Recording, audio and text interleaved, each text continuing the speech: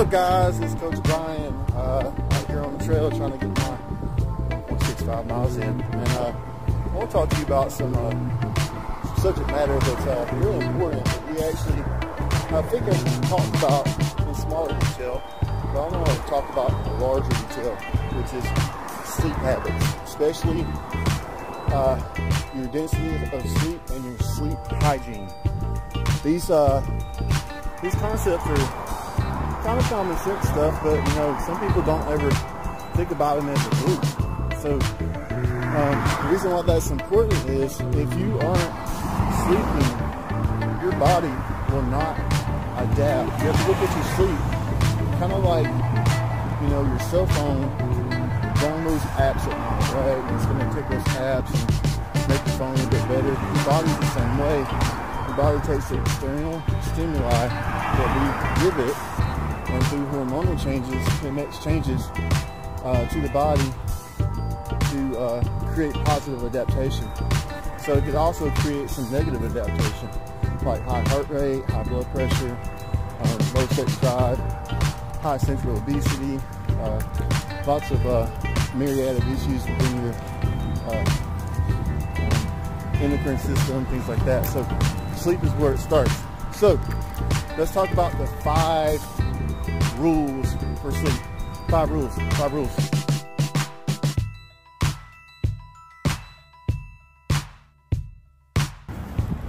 All right, so here comes rule 1. Rule, you know, talking on the fly. Instant happen. This is not scripted. Anyway, so rule number 1. I want you sitting there life to get better sleep density, better sleep quality, is that you have to turn off, absolutely stop drinking any caffeine past 4 p.m. I know some of you are like, wait, Coach, I don't get to the gym until 6:30. Well, I completely understand that, but you need a little bump. What I recommend is getting in some, like maybe some black tea, some slow processed caffeine, like around 3:34, and that could be your last little bump going into the workout for later on that day. So that's rule number 1.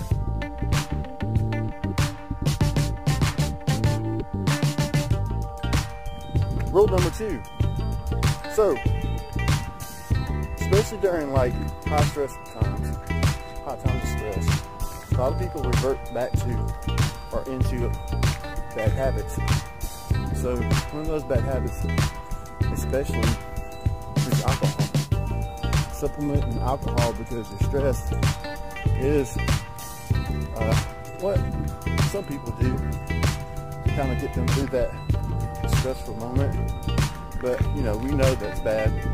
But what we know also that carries on through your sleep quality, and especially affects your sleep density for almost 4 to 5 days.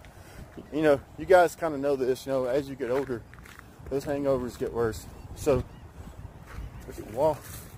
as you get older, those hangovers get worse, and that's a good indicator, like your body's not processing the alcohol as well, and that you probably should seek some better ways of handling and managing your stress. So don't fall back on the booze. It messes up your sleep.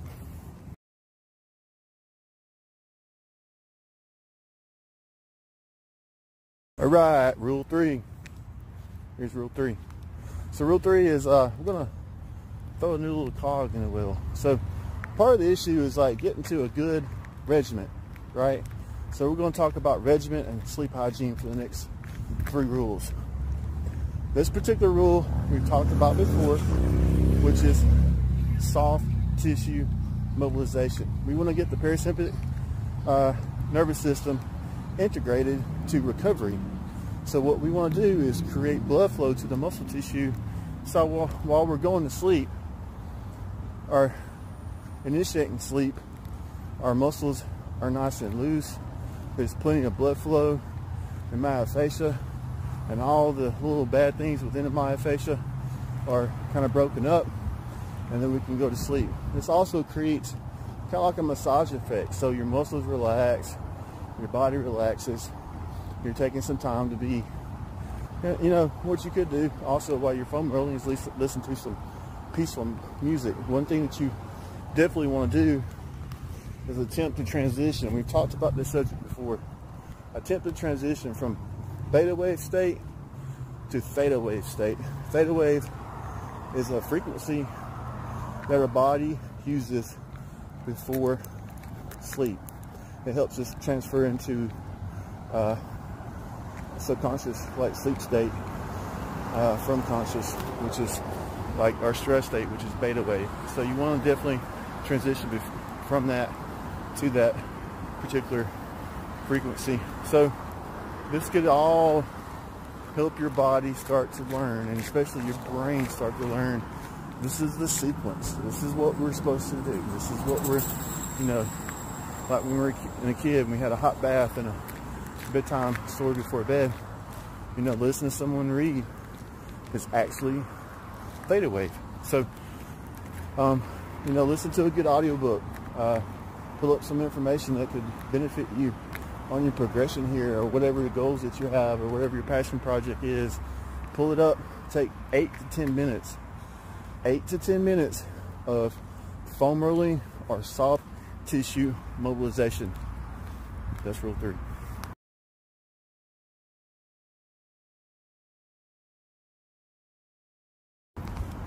All right, guys, so we're going to get into rule 4. Rule 4 of how to get better sleep. You know, we want to recover well. We're starting to get to a good regimen. We foam roll our muscle. We're starting to relax, and our body's starting to feel better. And we've got plenty of blood flow to our muscles, and our tissue feels phenomenal. So, what's the next step?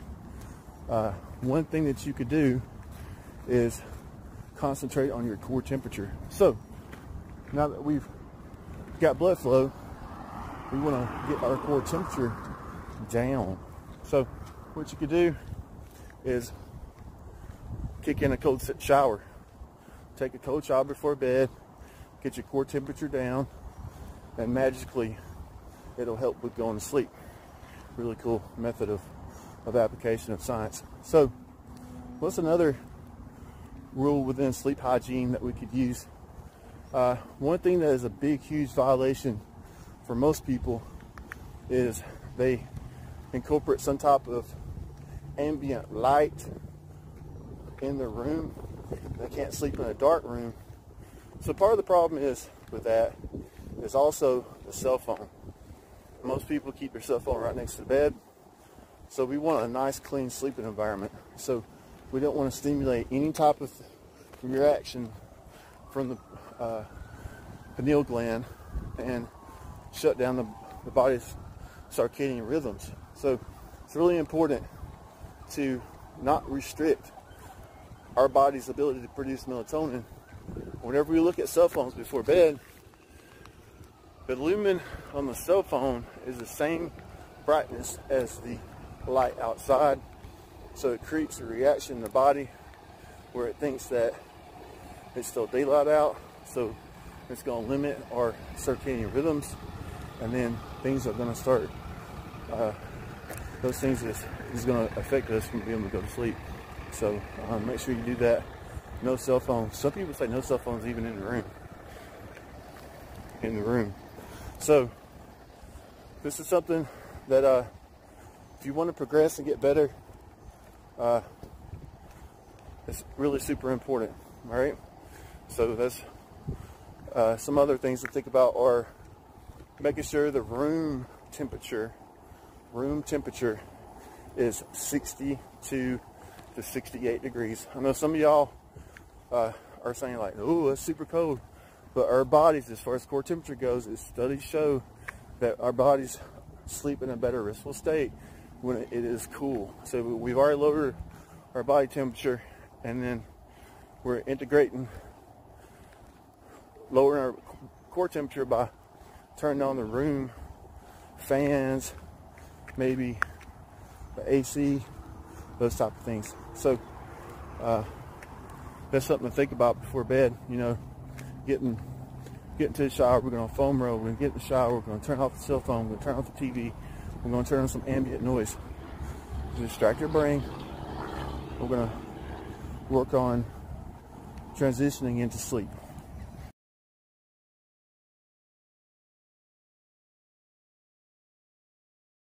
All right, so we're going to talk about rule number 5. Rule number 5. Here comes a car. These people go 1,000 miles an hour. All right. So, rule number 5. Now, if you're having trouble sleeping, especially, you know, some people, I know most of us in this challenge are all kind of type 1 personalities, so I'm sure our brains are active. Focusing on at least 6 hours, but really the science says 9 of 6 to 9 hours of sleep. Most people, as you can see, think that they get enough sleep, but the sleep isn't dense enough to actually really show that they're actually in the right numbers as far as management goes. So make sure that you're tracking your sleep 6 to 8 hours, but the best is 9. So make the sacrifices in your life to make sure that you're getting enough sleep so you can feel better. You know, part of the situation within sleep and density of sleep has everything to do with IGF-1. Your IGF-1 hormones are really important for your recovery, for your natural sexual hormones, things like that. So that's where you kind of start whenever if you're depleted, or, you know, we're kind of subject, but if your libido drops, or if your resting heart rate's high, or if you're just not recovering effectively from your workouts, it's always look at sleep first.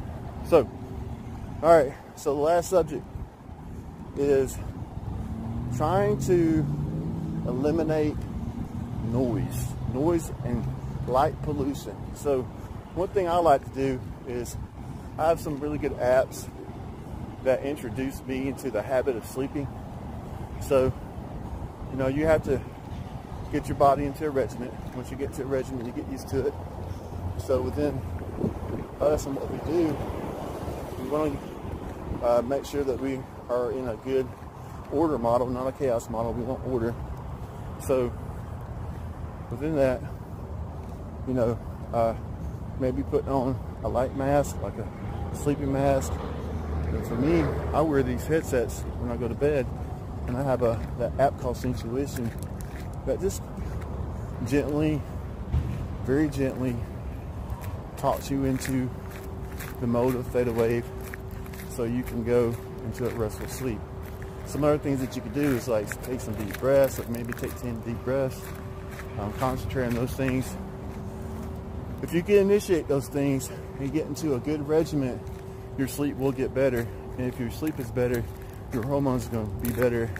You're going to feel better. You're going to feel better. You're going to be happier.